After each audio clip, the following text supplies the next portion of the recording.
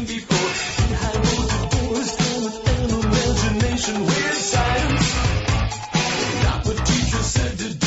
Making dreams come true, living tissue, warm flesh. Weird science, oh, plastic blues and pots and pans, bits and pieces, bits and pieces.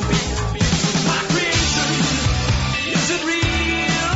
It's my creation. Hello there, everybody, and welcome to episode 23 of the Brony Bookclub. Wow. As always, I'm your host, Roy. I have my co-host number one, Sam. Here is normal. Yep. And our special co-host number two, Pav Vieira. Surprise, surprise! And we have our guest for the week, 10 Speed. Hey guys, how's it going? He's the author of Fancy Mathematics, and he's on to talk about Twilight Sparkle, but we'll talk about that more after the break. Cue theme song! And when I say I'm not tired, and you say okay, then we're in this thing together, so quick and press play. You and me, we got no place to be tonight. We'll fight the dawn and watch one more episode. And watch one more episode. That's fine, we'll get no sleep tonight. Curled up, it feels so right to watch one more episode. And watch one more episode. Yes, everyone, that is right. We have a freaking theme song.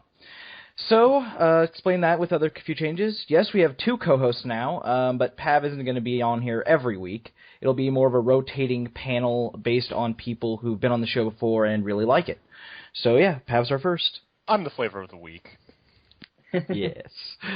And yes, we're going to have our own opening theme song in there. I've seen a lot of other podcasts do it. I want to try it out for myself. If it doesn't work, tell me, and we'll see how it goes. But let's start off, as usual, by interviewing our guest, 10 Speed. Okay, What do you want to know? So, first off, what is your favorite tag? Hard to say. I might say slice of life. I mean, there's a lot that it covers. It's a pretty big umbrella, but you can get into some pretty deep stuff with it. I definitely agree with that. Yeah, I have a different, what's the word for it? Fondness? Fondness for slice of life in almost every medium. Moving on a little bit. So, what is your least favorite tag? Least favorite? I don't know that I really have a least favorite. I'll give anything about a chance, you know. I don't read cloth though. I mean, I just don't see the appeal for me. I mean, Okay. Understandable. definitely. Alrighty then. Moving on. What was the next question again? I don't have my questions written down anymore, so it's kind of confusing. What? Oh yeah. So, what's your favorite thing about Fancy Mathematics? Fancy Mathematics.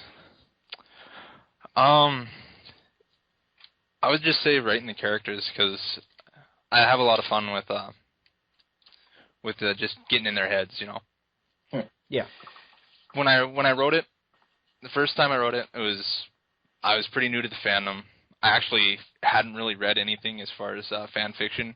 I didn't even know shipping was a thing. I didn't even know Twimac was a thing. Little did I know. I learned pretty quick. But originally it was just that first chapter. It was a one-shot. But it was horribly written. God, my grammar was awful. But it got a pretty good response. Like, a lot of people really liked it. They wanted more. So I wrote a sequel to it. And I thought, all right, this will make people happy. And then they want another one after that. So I just decided to turn it into full-blown fic. And it's a lot of fun to try and get inside Twilight's head, just because she's kind of neurotic, you know. Yeah. And explore that portion of her, and then kind of flesh out Big Macintosh, because he's just a background character, and there's no really set character for him.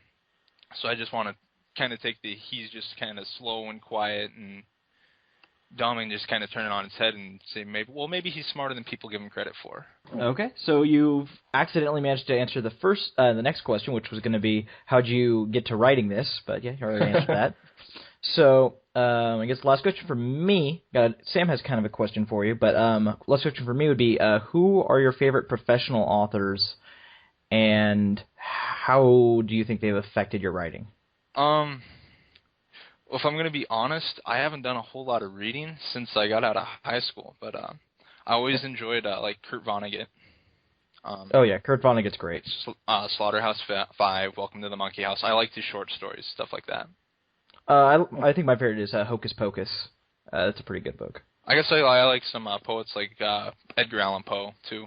Kind of strange. That's awesome. All right, Sam, you said you have a question from someone? Oh, well, yeah. I know someone who listens to the podcast, and he wanted me to ask you, what is your favorite fan fiction, and why? I assume one that you haven't written. I don't know that I'd count any of mine as a favorite. Yeah. But if I mean, that's what he was asking though about other fics that you've read. Yeah. It's kind of a tough one. I got to think because there's. You can name a couple if you can't narrow it down. Well, actually, if you have to think about it, I could. While you think about it, I could move on to the one email we have this week, so it gives you time to think about your answer. Oh, we got an email. Yeah, we got an email. All right, Sam, can you guess who it's from? Oh, the president. No. Oh, okay. No, it's Cody Fett. Oh, wow, okay. It says, it's often been said that if Applejack's the favorite pony of conservatives, then Twilight Sparkle's the favorite pony of liberals. And to an extent, this holds true of me. I've never heard that before, but okay. I certainly liked her less than Applejack, but then again, I liked her more than Fluttershy or Pinkie Pie. I could admire her competence at certain important issues, and she had some good comedy routines, in addition to sympathy inherent from the position of the protagonist. However, her personality rubbed me the wrong way a lot of times, and I was never able to find a good fic in which she was the starring role in. It says, with the possible exceptions of Arrow 15 and AAG, and ... that one fic where Twilight gets a stalker fangirl and tries to kill her by burying her alive in a rainstorm, you know the one. I don't know the one, and I don't want to. Yeah, no, I have no idea, and I'm not... No, okay. Oh, yeah, that one. Everyone's heard of that one. Yeah. You can't see it, but I'm giving you a look. So, why is it that all in past tense? Because Season 3 darn near killed Twilight for me with the lone exception scene to her arbitrary ascension to royalty. She's now competing with Pinkie Pie for worst pony, and Pinkie's moving on up out of there. Cody, I don't understand you. Heck, there's hardly a time on screen now that I don't have a La Marseillaise or Battle Hymn of the Republic, and phrases like Down with the Monarchist and Viva la Revolution ready to pass through my lips. Indeed, if only half of what I've heard about the upcoming MLP project is correct, then it looks like I'm going to be doing a lot more of that. I have no idea what the hell you're talking about. I mean, I know La Marseillaise pretty well, but I have no idea. Why would you have that? Do you want to start guillotining the noble ponies or something? I don't know. Huh, well, that took an odd turn. You don't say. Don't have anything to recommend this week, so it looks like your reading lists are only going to be growing a little bigger. Sounds like something to cheer about. Sic Semper Tyrannis, carry on. All right, Cody. As usual, we learned a little bit more about you, and we learned that we are so freaking different, it's crazy. And we learned a little bit about ourselves. Have you thought of anything, 10-speed? I went through my list here, and I think I'm going to pick a couple. I mean, the first fic I ever read was Upon Wings of Sacrifice by Rated R Pony Star, you know? So that one's kind of a special one just because it's the first one I've gotten into. It's not finished. But then if you've read The Assumption of Applejack or Appletheosis by Blueprint, that's a good one. That's one I enjoyed. And kind of got me thinking about kind of the lore behind the Alicorns a little bit. He's got actually a pretty good idea of it, and he nailed some of it because some of his headcanon came out to be true in Season 3. But, that's pretty cool. Yeah. Alrighty then. I guess we can move on now. We can talk a little bit about fancy mathematics. So Sam was the one, he's been talking about this. I don't remember when you talked about it on the show, but you did bring it up. You brought it up several times. Yeah, it might have been on the shipping episode, but I think it was after that. Like, that was a pretty early episode. I don't know. I know I brought it up at one point or another. Yeah, so I was trying to find something to recommend for the week. I was like, oh yeah, so Fancy Mathematics works. So I ended up reading it, and yeah, I did really enjoy it. I'd say my favorite part of it, and you kind of got into it, was getting the heads of the characters. I could really sympathize with parts of Mac's character when he's talking about how he does math, and how for him it's just, you can just glide through it, and it's just something to keep his mind occupied, and it's really, I don't know, peaceful and relaxing to him. That really hit me because that's how I think of mathematics. That's why I like it, and that perfectly captured it for me. And as a whole, so far the fic's pretty good. Thank you. But yeah, that was the part I liked the most. Yeah. You got me to sympathize with and empathize with Big Mac. Oh my god. Yeah. I came across this a good while ago when I realized that with so many female characters in the show, usually the shipping is between them. So I was thinking, what about Big Mac and the admittedly few male characters in the show? And so I started looking specifically for ship fics that involved him. Mostly Fluttermac and Twymac is what I found. It's a few short little Twymac stories that I found used Smarty Pants as the thing that kind of brought them together at first. Like, that was fairly common, but what didn't usually happen was any sort of reason for them to actually be together after that. It was just some cute little story about, like, oh, they met because of that, and now they're together, and kawaii. That's kind of the extent to which it really went. And so for you to... What you did that I really liked is that you took advantage of the fact that Big Mac has... he is a side character. He's not particularly well developed because there haven't been too many situations where he has to be. And so you took advantage of that to fill in some of the blanks and develop a character that could get along with Twilight very well. Went on from there, also exploring some of Twilight's... I don't really know the word for it. She can be kind of crazy sometimes. Her neuroticism? Yeah, there you go. And I really like the way that you use the characters to make this. You sold me on this pairing. Thanks. With this story, and I like that. Yeah, for shipping, for me, it's not so much that it's male, female, or whatever. I look more at their personalities, more their characteristics than what their gender is for the shipping. And at first, that's what it was. It was just the reason why Big Mac would run away with Smarty Pants at the end of Lesson 0, which is one of my favorite episodes. Me too. And I never really seen anybody explain why he did it, and I wanted there to be a solid reason for it. And that came up to Applebuck season where AJ was ribbing him about using fancy mathematics. So I thought maybe there's something more to that. Maybe there's something there. Pav, what did you think? I really enjoyed the piece. That I thought that like we were saying, you can just have like the Smarty Pants element, and it kind of fizzles out after that. But then not to give away any of the spoilers, but then immediately after the first little scene there, then we have this like sudden twist, and what's that about? And suddenly there's more questions raised. So yeah, I really enjoyed how it took that one starting point and just really started to delve into this whole other mystery and both of their characters. I thought it was great to try and explain Pinky's crazy contraptions. So that gets that out of the way. That was good. It suddenly all makes sense. Makes sense? Oh, what fun is there in making sense?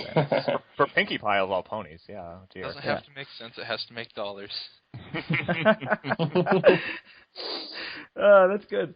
All right, I guess we can move on and talk about Twilight a little bit. I think I've noticed it is a commonality among bronies. Most bronies, when they start the show, Twilight is their favorite pony. Really? And I think I've noticed from a lot of people, and I think it's partially Cody Fadell kind of touched on that she's the protagonist, and so she acts early on a lot of the time as the only sane pony to everyone else's craziness, and everyone else is just so freaking wacky, and she's just like, I have no idea what's going on, and that that does help solidify early on that you can relate to her, but I also think it's she's the nerd. She's the one who spends all her time reading and it makes formulas and equations. She's somehow is both a master in literature and in science and in mathematics and in history. She's just virtuoso in all of them, and so she hits for a lot of people like different subjects. You're able to identify with her as the nerdy geek girl, but I think the reason that over time a lot of people, like with me, she's kind of gone down my listings a little bit is just because she hasn't been like Season 2 was great for her. We had Lesson 0. Oh yeah. We had several episodes that were like really great for her, and then Season 3 was just okay. She was non-existent in Season 3. Yeah. I don't know what happened. I guess they were preparing her for the Alicorn Princess thing.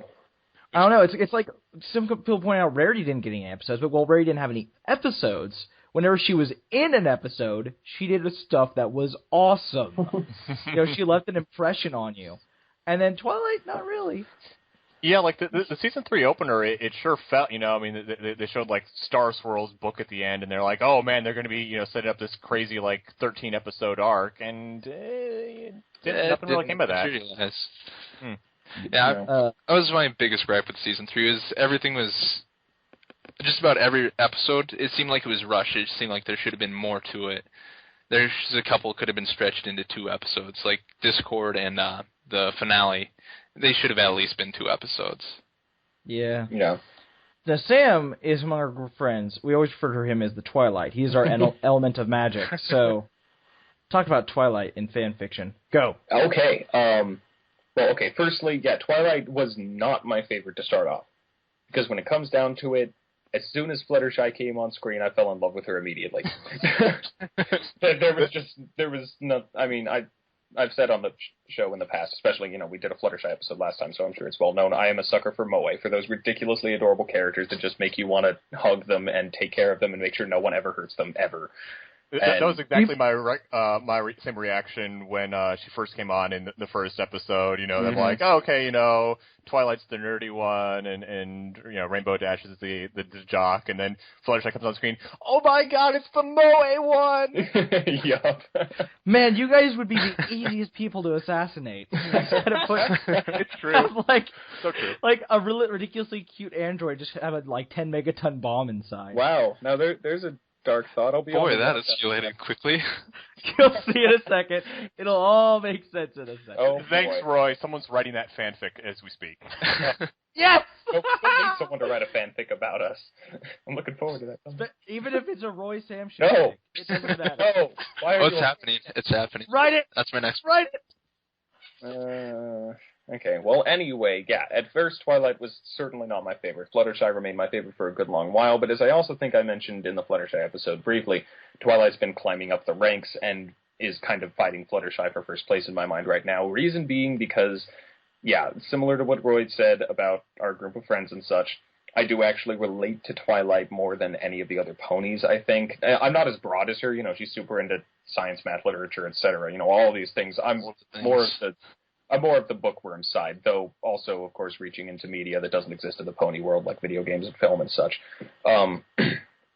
So I really connect with that, as well as the introvertedness, and I'm actually kind of surprised they haven't done an episode on that yet. I think it'd be very easy to do an episode where Twilight is so overwhelmed with the fact that, she has friends and she's supposed to be with them and making them and being a good friend that she forgets that it is actually okay to have time alone and that friends can respect that and stuff like that. I'm kind of surprised that hasn't happened. I could see that definitely working something with Season 3 with her being a princess. She feels she has all these extra responsibilities now. And Absolutely. then she's not going to know how to deal with it, and she just kind of loses herself. I could certainly see that happening. Yeah, I'm hoping it will happen at some point, just because, it's been something that I've noticed a lot more on the internet recently, is this coming out of the idea that the social norms are being kind of defined by extroverts and the introverts are kind of lost in it. But anyway, so I relate to her a lot. And so, I really enjoy her as a character. Now, in fan fiction, I'm not entirely sure what to say, honestly. She's generally fairly well portrayed, but thinking about it, I think most people seem to assume that the show is about her largely, so there aren't many fanfics or something. I don't know. I haven't read much about her. There's a lot of Twilight fanfic. Usually a lot of people will use her for kind of that one know-it-all, the person who's that anchor for whatever they're going up against. She has all the answers. Which she's kind of a stock skeptic character you can use. I don't necessarily agree with. I can understand why people do it, but she's actually kind of like Fluttershy. She has so many plaguing insecurities, but she can deal with them. She'll face them. She'll bury herself in books to find out about it. She'll talk to her friends, and she'll try and handle it the best she can. Yeah. She doesn't necessarily shy away from it. I've also the same thing. I haven't found that too much stuff where it focuses on Twilight, but I guess, I'd say the reason she drifted lower in my rankings was just, like, I still identify a lot with Twilight. Like, she's probably one of the most I'm like, but at the same time, I like the ways I'm like Rarity and Pinkie Pie more. Like, those are parts of my personality that are showing more and more over time, and that's why I'm leaning slightly more towards them, but still Twilight's awesome. You cannot get over the awesomeness of Twilight. Yeah. Pav's avatar is Twilight. He should talk about it. She's a solid number 2 for me. I got Out of AJ curiosity, as who's number number 1. AJ. Oh, okay. AJ. Yay! Pav, did you hear what I said, man? Yeah. Talk about Twilight or something. Oh man, talk about Twilight. Jeez, where to start? Yeah, no, I mean, Twilight was absolutely the reason that I hooked into the show in the first place. You know, I mean, you're watching this show, you're skeptic, you know, it's a thing for little girls, and then, you know, like right off the bat, she's swinging with the cynicism and being like, oh, you know, I'm not gonna put up with this stupid assignment to get friends, and, you know, I'm gonna totally. Is she singing? I'm totally gonna disobey the princess. I'm just gonna go right over here. Yep. Yep.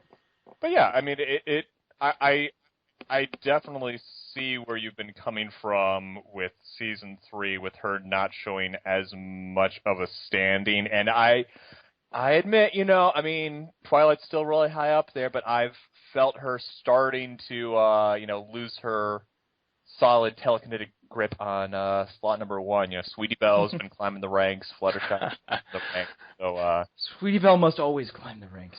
She is awesome. Dem squeaks. Alrighty then, if we're ready to move on, we can talk about updates. And this has been a profitable week for updates. Oh, wonderful.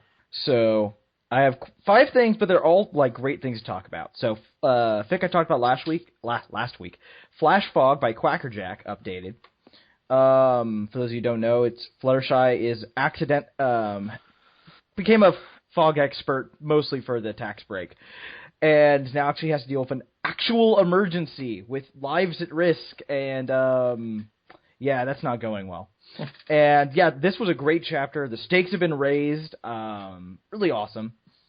Vinyl and Octavia University Days by Dawn Fade. This has not updated since February. So glad it did. This is the best chapter in a while now. It was freaking amazing, and I really love this fic, and I really hope Dawn Fade updates slightly more often. Because it's like, last time we updated was in February, and then before that was November. I'm like, come on. This stuff is great. Harmonics updated by Urza09, the sequel to Discordant. I was really surprised. This was like a double-length chapter than what he usually does.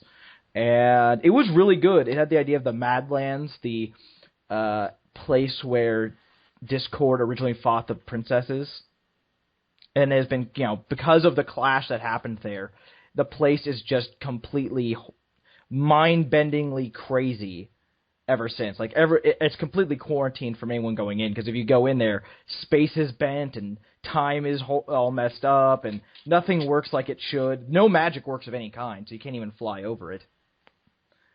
And it was a really cool idea. It was executed very well as well. And then of course there was a dun dun dun ending. Well, that's my reading list. I don't know how I missed that. What is a Name by Key Tapper. I really do need to catch up on that one. You really do, because this was another dun dun dun. Seriously, what's up with updates and crazy endings lately? But it's a good chapter. I'm pretty sure this one's going to be wrapping up very soon. I'm amazed that it hasn't ended already. But definitely enjoying that one. And I haven't talked about this one since I brought it up the first time, which is A Brief History of Equestria by Canine the First, which is also briefly mentioned. This is very much something I can talk about. I'm going to combine this. This is also a recommendation as a Twilight fic, because it's all written by Twilight. It's in story, a history book of Equestria told by Twilight. She writes the whole thing. And it's freaking hysterical. And the new chapter was full of a lot of the great stuff. It actually had a map. There was an illustration and everything. It was really cool. I really enjoy this fic. It's an interesting version of the history of Equestria. It takes in a lot of ways you'd never think of, and it feels very real. There's a lot of drawing from actual history as well, which I really like. Like in it, Puddinghead is a combination between kind of like a Emperor, what's his name? Crazy one that everyone likes bringing up. I can't remember his name. It starts with a C. Between that and Emperor Norton the First of San Francisco. Just completely goddamn insane. Slightly dangerous, but mostly okay. But yeah, those are all my updates. Sam, anything you read updates? To absolutely no one's surprise, no. I blame Pav. Sorry. Pav, did anything you read updates? I've been doing things and stuff. Yeah. There's a queue. Updates. Yeah, we got a couple. Plugging all of my buddies as usual. Hell yeah. We got Chenkar Kordath, who's having a celebration of the first year of his winning verse that he created, and so we've got like a whole bunch of different fics and month-long celebration thing going up for him. He just released like this one-shot of Cloud Kicker and Rainbow Dash and some of their like background history, a couple of years back. And then my buddy GAP Jaxie, he's been doing well on that BioShock crossover Vision that I mentioned last time I was on here. That is already up to, oh goodness, chapter number 12 or something like that. How did I not already read that? I need to make absolutely sure that's in my list here. I have been pre-reading for him, and so I've seen up to the end of the first book. Yeah, he's actually going to divide this thing up into books because, like, he's already at like 200,000 words on this first book or something like that. Holy crap. What's it called again? Vision. Okay. Let me just tell you, because I've seen the ending of the first book here. It's well worth the payoff. Long chapters, well worth it. Okay. And he's going to hate me for plugging that, too. Oh, but awesome! I am happy that you did, because BioShock is one of my absolute favorite things ever. So I will read this and be happy. But I think that's all I've got. I've kind of had my head buried under a rock for a while. So. Already? 10 speed? I'm so woefully behind on updates, it's not even worth mentioning. All right. We move on to recommendations. I am so happy. I'm going to build up to my favorite one. Oh, boy. All right. So first off, I got Compiler by Smoking Gun. Originally was going to be the thing for this week, but then I realized it was just the first chapter of something that is not done. But Compiler's really cool. It's computers are a new thing in Equestria, and so in order to get up to date on stuff, Twilight joins the equivalent of MIT in Canterlot. It's really cool. I'm enjoying it so far. I do like the humor seems to be working pretty well on that. Then we have Naked Singularity by Colton Gardez, the guy who was on last week. I read that one finally, and I don't think I've ever read or seen anything that awkward in my life. Oh, yeah. Just the sheer fact that you have to literally stop and wait to uncringe before you can get to the next paragraph is just... I have to take breaks. I have to go get some water, stand next to a friend while he's playing a video game or something, and then go back and be like, all right, I think I'm ready. Yeah. And then I'm not ready, because I'm never ready. That's big. That's a special... While I was reading it, I was talking to Sam on Facebook. I was chatting with him. And somehow I got so overwhelmed by the awkwardness, my chatting turned into a Dalek voice. That is how I just... Those of you who are confused and have no idea what this is, Naked Singularity is Twilight Sparkle tries to write romantic fiction and fails on a level that would make Ed Wood proud. Well, it's not so much that she fails so much as she has a decidedly unique approach. That is so nice of you to say that. Being too nice to Twilight's writing is what got that whole mess started in the first place with Fluttershy and all. So be careful. Touche. All right, and then my favorite rec. I read this. I don't remember when I finished reading it. This is a very recent fic. It's called My Little Insano, Madness is Magic. Oh, I was wondering when you were going to get around to this one. LD Socrates. Now, this is going to go over the heads of a lot of people, but there's this thing on the internet called Channel Awesome, and they reviews on stuff. They were really funny reviews on anything. Everyone specializes in their own thing. One of their guys is Spoony, and in order to make fun of the fact that in a lot of media, bad writers will just make a character who's evil and just completely evil with no redeeming character traits, like no humanity. They don't even think what they're doing is a good thing. They're just evil. He made his character of Dr. Insano, who's completely gibbering mad and just a parody of all of those horribly written villains, but is a hilarious character in his own right. So someone decided it would be a great idea to write a fic in which he gets sent to Equestria. I recommend, this is easily in my top 5 favorite things I've ever read on this for this show. Oh my gosh, I love it. However, I'm going to make a warning right now. This is very explicit. There are a lot of swearing. Oh my gosh. There are a lot of swearing, huh? There are so much swearing. All of the swearings. Hold on. If you are not a fan of swearing, then please mute your mic for about 10 seconds.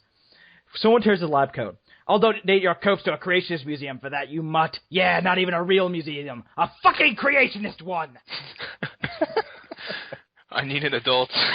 I am an adult. God help us. Yeah, and this thing has gotten freaking amazingly awesome. But yeah, there's that. There's the fact that the other weird thing that really takes some getting used to, but it's actually turned into a really interesting, serious story. Like, it's not just hilarious, but it's getting serious too. But it's mentioned several times in the videos that Dr. Insano has a gaydar. And so they decided to combine that with the fact that with all the shipping, all of the main 6 are apparently gay. And so when he first lands, he's able to register gayness, with his gaydar. And all of Ponyville's like just a huge blip on the screen. And these six dots that are coming towards him, and they're huge, like the largest ones. And basically by showing them that, he outs them all with none of them having known that before. It's hysterically funny. It has some good drama to it too. And then there's recently the Spoony one fights Kefka. And then Kefka, Linkara, and Angry Joe all go to Equestria. Oh my god, this fic could not be more awesome unless they started building mechs and threw galaxies as if they were ninja stars, but I don't think we're reaching Gurren Lagann levels yet. I really do hope that some of our listeners are fans of that guy with the glasses, because otherwise nothing Roy is saying right now is going to make sense. Just to go check it out. It's good. The Nostalgia Critic, and this fic, all that stuff. Really good. This fic is fantastic. I love it so much. All right, Sam, what do you have to recommend? Okay, well, I was actually kind of surprised. I figured I would actually have enough of a library of fics that I had read that I could go through and find some Twilight fics. I barely found any that I had actually read that, really focus on Twilight. So I had to go read some. Yeah, and I found some interesting ones. The one that I can say I read before and it's really short and just really adorable, and I think I've actually mentioned it in here before, when we were talking about Slice of Life, probably, is The Battle of Fort Book. This is just Philly Twilight playing with her pole sitter Cadence and a Big Brother shining armor, and it's just full of daw. Like, it's just really adorable, is all. And it's super short, so, you could just give it a read and die from adorableness and then be good to go. So, now, strangely enough, as I was looking through film fiction to find some interesting Twilight fics, I found 3 fics that were short enough that I could read them in time and looked interesting, all of which actually take place after Twilight is an alicorn. I was kind of surprised to see that all of them did. Spoilers! Yeah. Firstly, I don't know if we talked about this on the show, but to kind of address the elephant in the room, I don't have a problem with Twilight being an alicorn. I think that a lot of the reaction to that was ridiculously overblown, and I think that most of the fact that there was a negative reaction in the first place was just because of that inexplicably negative leak that happened beforehand, where a guy was like, I'm sorry, it's the worst thing in the world, but Hasbro's forcing us to do it. Even then, I was like, I don't see why that's so ridiculously awful. Just, I figured that would happen at some point anyway. You can make use of it. So point being, I don't have a problem with that, and I think that there are definitely some interesting fics right now, which will no doubt be similar to some episodes that come up later about Twilight adjusting to this in social ways, personal ways, physical ways, etc. So yeah, on that note, there are two of them that I found that were pretty interesting. Or no, wait, what? Oh, no, sorry. Rather, one of those was like that. Another one was otherwise. Anyway, there's one called Adjustments, and it's pretty cute. Like, it's really not the best fic I've ever read or anything. It's basically about Twilight Sparkle adjusting to the fact that that ponies, rather, are all treating her completely differently now, and she doesn't like that. I mean, it's a fairly predictable result of what happened, but it's written fairly well, and, it's kind of a solution that I think would fit in with the episodes fairly well, where Pinkie Pie basically says, well, if this is happening, then you just need to throw a party and show everyone that you can still act like normal. And, exactly as Pinkie Pie would. And yeah, it's pretty cute. It's well written, and it's an enjoyable, short little read. All things in life can be solved by parties. Yes, no doubt. It's the Tao of Pinkie Pie. Oh, yeah. It's totally that simple. That's how life works. So, yeah. Okay, then. And so, the other recommendation that I have, then, is actually one that I'm very excited about, because there's only one chapter out. It's a prologue, and I'm really hoping that more is coming soon, because it seems pretty interesting to me. It's called Princess Sparkle's School for Eccentric Unicorns. Basically, the idea here is that Twilight Sparkle, having been the first pony in, what was it, thousands of years or ever, to have actually created a new spell. It'd been a long time, point being. So she decides that she wants to do a bunch of experimentation into magic and stuff by holding auditions for other unicorns to come and try and take part in this. And it's really interesting, because she starts off with this philosophy that this is not about, she doesn't search the high academies of Canterlot or anything like that. She doesn't go for ponies with status or that have already proved their skill or anything like that. She applies a simple test to all of them, and I won't spoil what that is since it's only revealed at the end of the prologue, but every pony, be it, even one who was her professor when she was going through Celestia's School for Gifted Unicorns, they all need to do this. And, Luna takes it up with her, and she defends it and stuff like that. It's a pretty interesting way to go about it, and I like that about the way she was approaching it all. But they don't reveal all of the characters who actually end up getting in the prologue, but the cover photo has Twilight, Fleur de Lis, Lyra, Trixie, and Vinyl Scratch. Oh my god, I love this. So, yeah. It's and I could see all of them passing the test, as it turns out what it is. So it's set itself up really well. It is the point. It's just one chapter so far at about 6,500 words, and I'm very, very excited to see where it goes, because the beginning of this is off to a great start, I think, and I really look forward to seeing what happens with it. So yeah, that's my biggest recommendation at this point. I'm looking forward to seeing where it goes from here. It kind of reminds me, in a brief history of Equestria I mentioned earlier, there was when it's talking about how Clover the Clever, her whole history, a similar kind of thing would happen. Like, everyone found out Starswell the Beard is looking for an apprentice, and so she was like, she had like 5 brothers or something, so it was obvious that she was never going to get anything with her life. They were just hoping to marry her off to someone for a little more prestige. And she was the one that passed the test. Not her brothers, not anyone else. And I can't remember what the test was, but it was pretty good. There's, I'm trying to think the one I read with, it was Clover the Clever, and it actually ends up being, Twilight is Clover the Clever through a time travel spell. Huh. I can't remember. It's been a while since I've read it, but it was pretty good. Okie dokie. Pav, you got anything to recommend? Anything with Twilestia. Stop trolling. Oh boy. OTP. No, but Yeah, no, I dug through and I found one or two that seemed interesting. I mean, I'd kind of be remiss not to mention Letters from a Disgruntled Friendship Student, which, I'm sure pretty much everyone's heard of at this point. 17,000 views, goodness.